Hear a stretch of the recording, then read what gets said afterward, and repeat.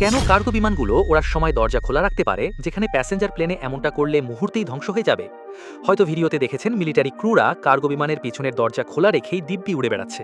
এমনকি তারা মাঝ সমুদ্রে ওপর দিয়ে ওড়ার সময় সেখান থেকে বিভিন্ন বস্তু নিচে ফেলতেও দ্বিধা করে না। মাঝে মাঝে তারা এয়ারবর্ন অপারেশনের প্র্যাকটিস করার জন্য প্যারাশুট নিয়ে সেখান থেকে ঝাঁপও দেয়। একই সময় সাধারণ যাত্রীবাহী বিমানে শুধু যে প্যারাশুট থাকে না তাই নয়, বরং মাঝ আকাশে এর দরজা খোলাও অসম্ভব। তো এর মানে কি আমাদের এতদিন কোনো ভুল ধারণা দিয়ে বিভ্রান্ত করা হয়েছে? আসলে কার্গো এয়ারক্রাফটগুলো মাঝ আকাশে দরজা খুলতে পারে মূলত দুটি বিশেষ টেকনিক্যাল কারণে। ৩০,০০০ ফুট উচ্চতায় ওড়া প্যাসেঞ্জার প্লেনের তুলনায় কার্গো বা মিলিটারি বিমানগুলো অনেক নিচু উচ্চতায় চলাচল করে। বিশেষ করে ট্রেনিং বা মালামাল ড্রপ করার সময় এগুলো অনেক সময় ৮,০০০ ফুটের নিচে নেমে আসে। এছাড়াও এগুলোর কেবিন সবসময় সাধারণ যাত্রীবাহী বিমানের মতো একই পদ্ধতিতে হাইলি প্রেশারাইজড থাকে না। এর ফলে কন্ট্রোল কন্ডিশনে এদের পেছনের র্যাম্প বা দরজাগুলো নিরাপদে খোলা সম্ভব হয়। অন্যদিকে প্যাসেঞ্জার প্লেনে অনেক উচ্চতায় কেবিনের ভেতর বাতাসের প্রচণ্ড চাপ বা প্রেশার থাকে। এমন অবস্থায় দরজা খোলার চেষ্টা করলে মুহূর্তেই এক ভয়াবহ বিস্ফোরণের মতো পরিস্থিতি তৈরি হবে। এই র্যাপিড ডিকম্প্রেশন পুরো বিমানের নিয়ন্ত্রণ কেড়ে নিতে পারে, যা এক ভয়ঙ্কর বিপর্যয় ডেকে আনবে।